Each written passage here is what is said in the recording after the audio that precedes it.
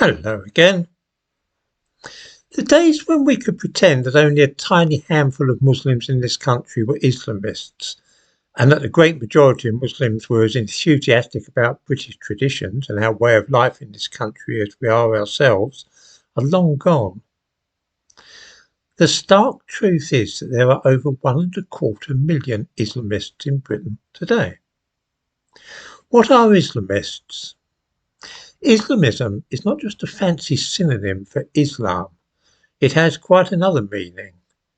Islamists believe that the state and the Muslim religion should be one and the same, indissolubly wedded together as a single system which administers law and controls civil society. Indeed, if Islamists had their way, there would be no such thing as civil society. Everything would operate in strict accordance with the dictates of the Quran and the Hadith. Democracy is, for Islamists, an abomination. It is in effect a war against God, allowing men to make choices and decisions which might run counter to the wishes of the deity. If democracy legalises homosexual acts, then democracy is fighting a wicked battle on behalf of Satan and overthrowing God's laws, because in the Quran, God distinctly expresses a view that homosexual acts are wrong. To be fair, I've known some Christians and Jews who have similar views, but the great difference is that they are a very, very tiny minority who are regarded by almost all other Christians and Jews as dangerous cranks. This is not the case with Islam.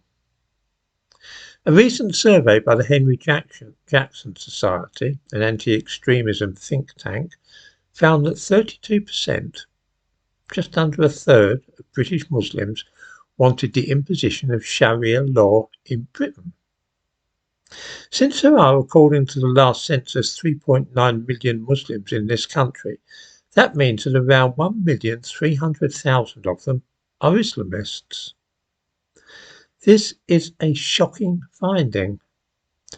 What do you think the implications are for Britain in having so many citizens who do not even approve of democracy and want the whole British way of life swept away?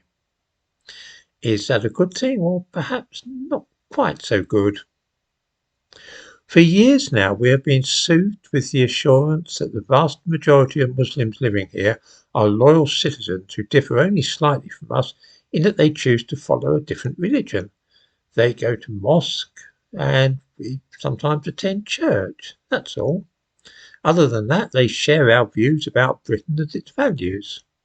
Islamists are just a tiny number of people on the fringe. It's not true. Islamism is a major thread among Muslims here. I cannot help but wonder what the implications of this might be were Britain ever to go to war, as seems increasingly likely as the world grows ever more dangerous. Would people who do not even approve of democracy be likely to fall in with the wishes of a government of which they heartily disapprove?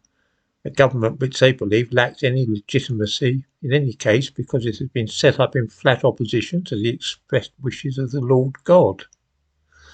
I have a very strong suspicion that such men would not be prepared to fight for this country, even if they and their parents had been born here. Expressions such as quisling and fifth columnists spring unbidden to my mind. In the description to this video, I give a link to a news item about this disturbing revelation.